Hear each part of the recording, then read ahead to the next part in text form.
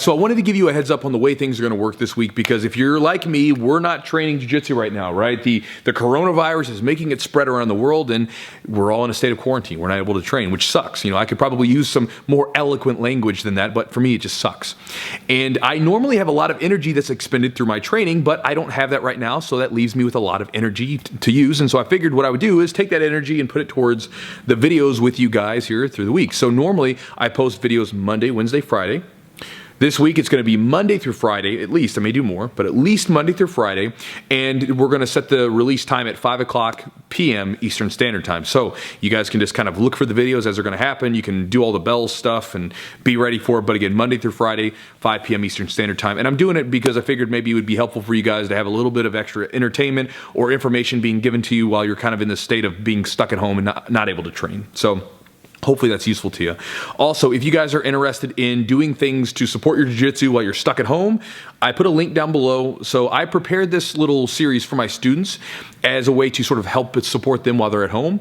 And I figured, what the hell, I figured it'd be useful to you guys. It's 100% free to you. It's down below. It combines some old content with some new content. And I go through explaining to you guys in that series about some of my old layoffs myself, because, I'm an old timer in jiu-jitsu. And by old timer, I just mean I've been training for a long time. I've been training grappling for 20 years. And any old timer, air quotes, old timer, like me, who's been training for a long time, we all understand that layoffs are going to happen. Sometimes they come in the form of situations like injuries and job changes. Other times it's a novel coronavirus making it spread. But you're going to have situations where you're not able to train. And the way that you deal with these layoffs is going to directly impact how good you get in the long term. And so I put together some tips on dieting, home workouts, solo drills, some meditation and journaling ideas that help support me as far as staying relaxed and everything else during, challenging situations. And hopefully this is useful to you guys. You can check that out down below and you can get it for free. Now, I did want to do one Chewy ramble today with you guys. So got a question from Michael Moore, who says, let me bring it up here. Just had it up a second ago. You'll have to excuse me. How dare I? Technical difficulties. He says, I would like to hear about your perspective on what's happening. How are you taking it as a gym owner, and what are you doing to stay level-headed through these trying times? I know I've personally gained a lot from your perspective, and a lot of people are going to be lost right now, so to have your opinion and insight would be invaluable. So, Mike, thanks for the question, brother. So, how am I dealing with this, and how am I staying level-headed? So, I'll say it like this. I thought about the question when I read it, and I instantly sort of thought about the way that I used to deal with MMA fights, because MMA fights would spook me. Jiu-jitsu matches and tournaments, no big deal. I'm going to go compete, right? But with MMA fights, I'm going to fight another grown man in a cage who's going to try to bludgeon my face in with their fists and elbows and knees and, do physical harm to me that could potentially stay with me for the rest of my life, right? So that's a little bit scary. And so whenever I would sign the contract, or whenever I would commit to it to the promoter, I would instantly get this nervousness in me.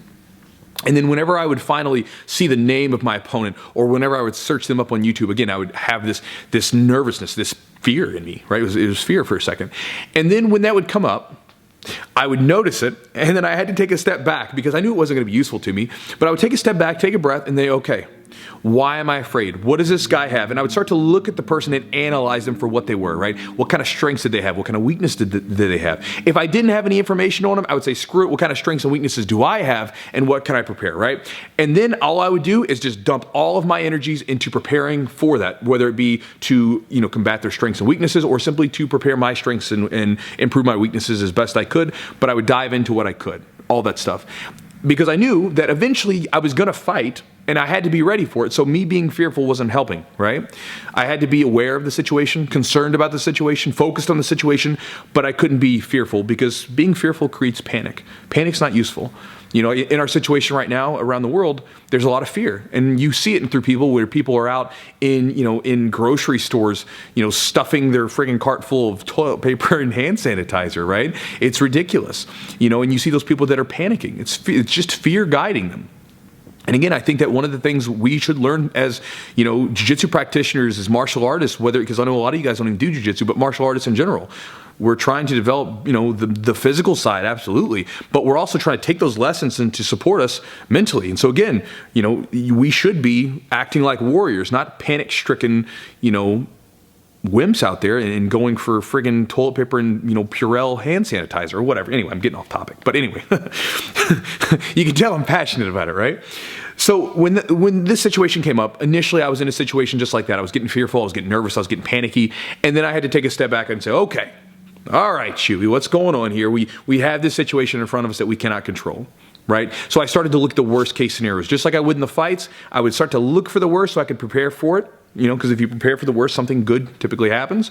I would look at the worst case scenario with the situation, and I looked at it. And for me, the worst case scenario would be this gym having to close down. That's by far the worst thing that I could possibly, dying, of course, but I'm assuming that's probably not going to happen. So I'm thinking more of worst case of like this stuff here.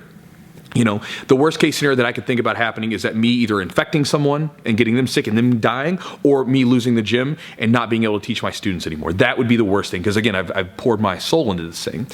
And so I started to look at those different worst case scenarios and just sort of became aware. What can I do to improve the situation now?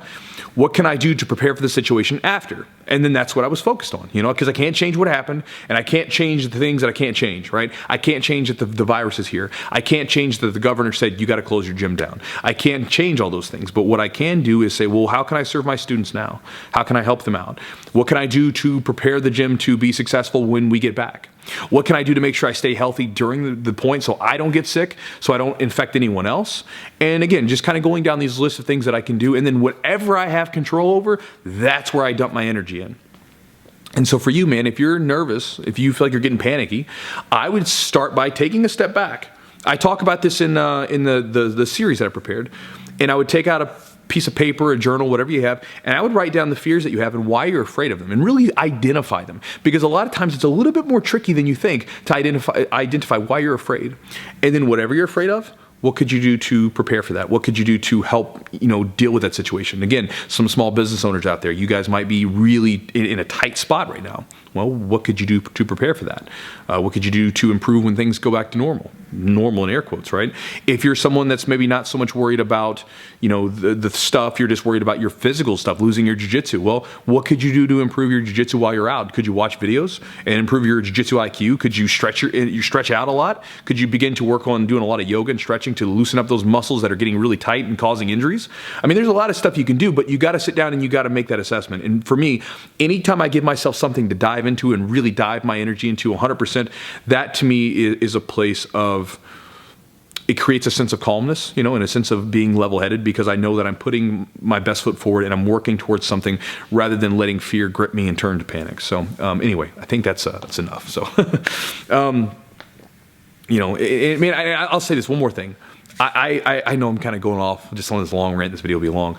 But in 2008 was when I kind of became a man, by the way, Mike. And during that time period, we had the financial collapse, right? The whole economic system of the world collapsed. At that time, I had a mortgage, I had a car, and I had all this stuff that I was paying for. And I woke up every morning at that time with a pit in my stomach, worried that I was going to lose everything, that everything was going to come crashing down. And, again, it didn't happen. But since that point, again, it sort of taught me a lesson, I don't want to wake up with a pit in my stomach every day afraid of something. So instead of being afraid, instead of letting fear grip me for a situation that may never come, I never lost my job. I was okay. But I woke up afraid every morning because, again, the news and everything else. So instead of doing that, I started to just think about, what do I have control over right now? What can I do to prepare for the future? And that's been my goal. And because of that, we're doing, as the gym, we're going to be okay, I think. And as a person, I'm okay. We have a little bit of cushion, that kind of thing. But again, it becomes from a more of being a prepared type thing, and focusing on those things, not so much of just being afraid and giving away your power to fear. So anyway, brother, that's the video. Michael, hopefully that's helpful to you. And I'll see you guys this week with 5 videos, Monday through Friday, 5 p.m. Eastern Standard Time. Hope you guys enjoy them. And guys, stay safe, stay healthy, and I'll talk to you guys next time.